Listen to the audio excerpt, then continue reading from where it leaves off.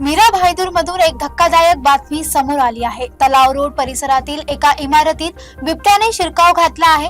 या हल्ल्यात एकाच कुटुंबातील 3 जण जखमी झाले असून परिसरात भीतीचं वातावरण निर्माण झालं आहे।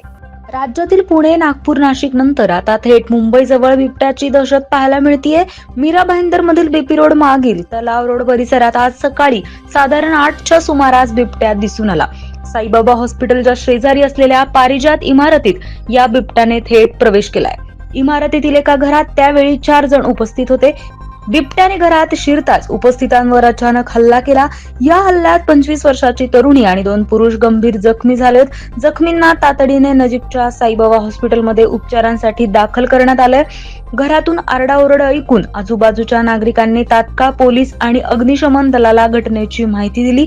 पोलीस आणि अग्निशमन दलाचे जवान घटनास्थळी दाखल झाले असून बिबट्याला एका खोलीत बंद करण्यात आले।